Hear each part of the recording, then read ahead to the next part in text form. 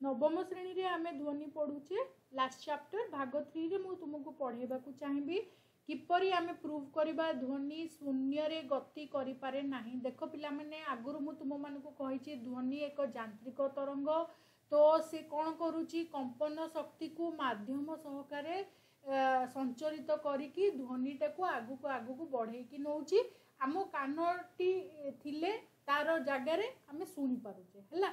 तो यांत्रिक तरंग माने कौन ताकू माध्यम आवश्यक किंतु शून्य रे जे ट्रैवल करि पारिबो नाही सेटा भी आमको प्रूव करबा दरकार।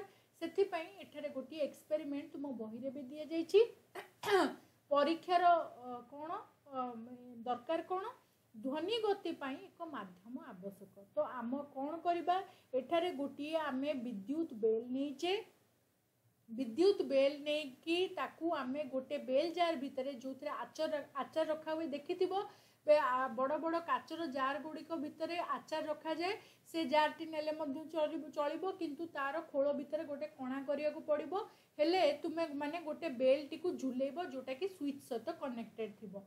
तो एठी गोटे मु बेल जार भितर गोटे बेल टी झुलेइची जोटार स्विच मु बाहर रखिची चाहिले मु ऑन ऑफ कर पारिबी। तो मु कौन नेली गोटे बेल जार नेली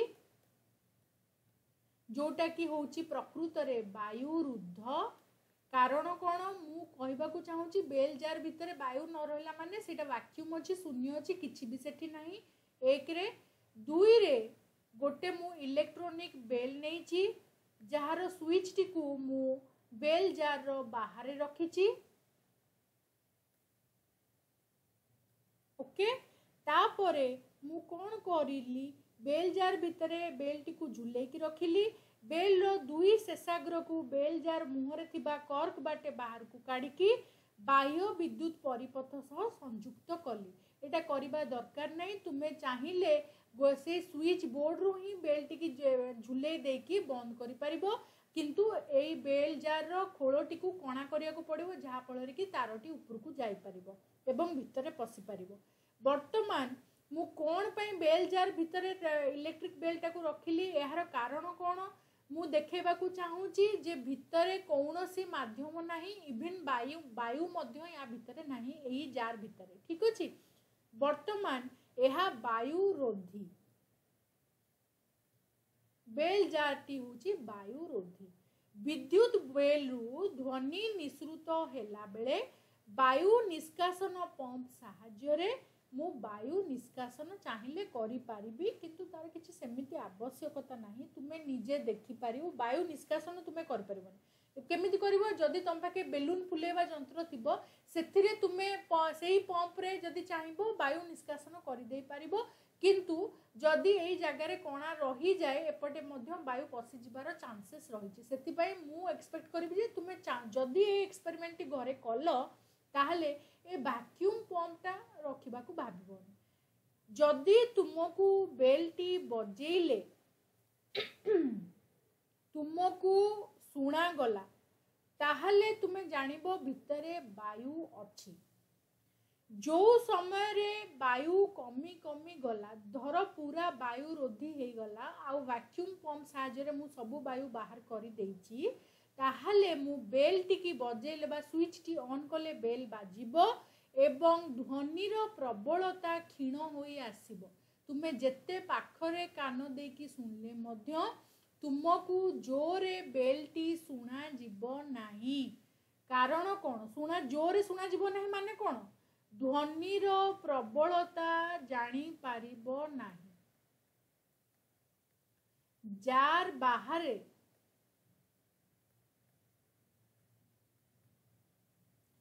शुणी पारिबो नाही केते जोरे बाजुची ताकू तुमे बाहरे रखिथिबो तार प्रबलता तुमे निश्चय मापिथिबो वर्तमान जार भितर रखिदेला बेलू तुमको कम शुणा होची कारण कौन कहीं क्षीण शुणा जाउची जेते बेले संपूर्ण वायु शून्य होई जिवो देखिबो तुमे जहा कले भी विद्युत बेल रो कौनसी साउंड बा ध्वनि तुमे आ शुणी पारिबो नाही।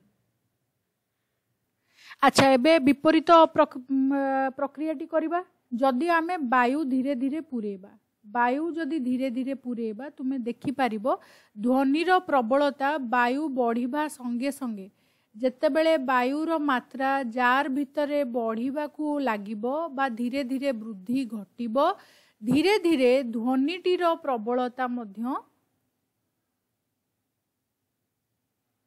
वृद्धि पाइबो।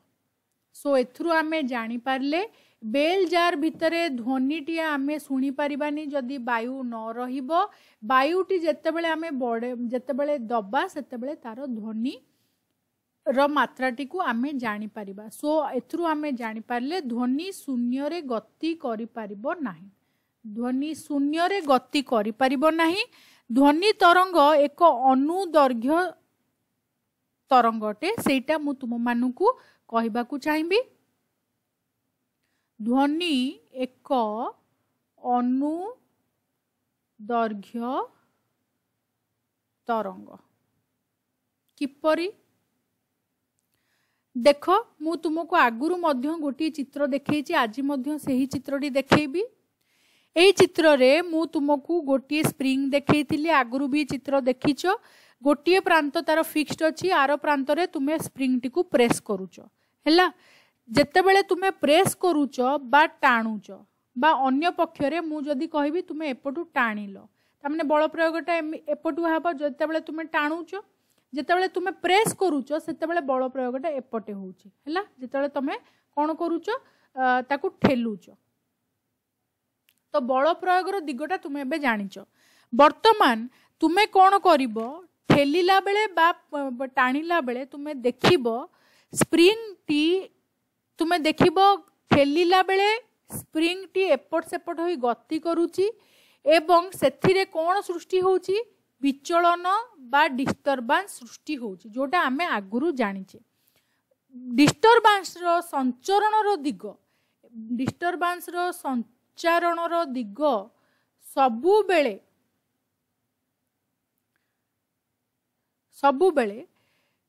बाह्य बलर संचारण दिग सहित समांतर हब।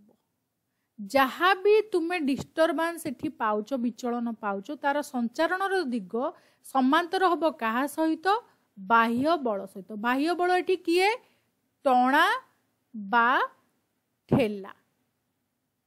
ओके सो स्प्रिंग रो कुंडली माने जेउ अंचल रे परस्पर रो निकटवर्ती हेबे एई एरियाटा सेटा को कोन कुहा जिवो संपीड़न एटा मु आगुरु भी पढ़ेइची बा कंप्रेशन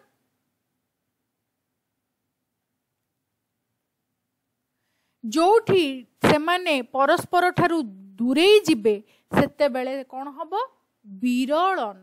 विरलन को कोन कुहा जाय रैरिफैक्शन। एई जिंसटी मु भाग 2 रे भी पढ़ेइची रेफर करबा को तुमे पूर्व वीडियोटी मध्य देखि परिबो। संपीड़न विरलन दीटा जाक एकांतर भाबे हुए प्रथमे संपीड़न हुए तापरे विरलन जेमती आमे चित्र देखुची एठी खोली जाईची पुणी एठी संपीड़न हेची सेठी सांद्रता चाप वृद्धि पाइची पुणी एठारे विरलन होईची।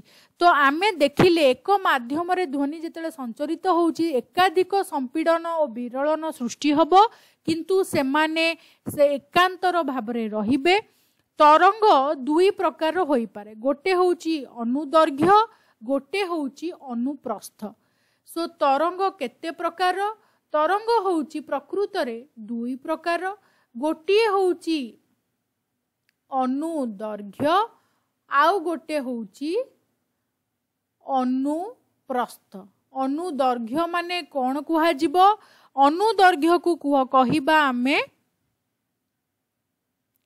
अनुदैर्घ्य रे कोन हबो कणिकार विचलनर संचारण दिगरे समांतर भाबरे दोलित हुअंती तेणु माध्यमर कणिका गुड़िक गोटे स्थान स्थानांतरित हुअंतिनी केवल सेमाने तांको माध्य अवस्थानर उभय पटे टू एंड फ्रो मोशन करंती बा दोलन करंती।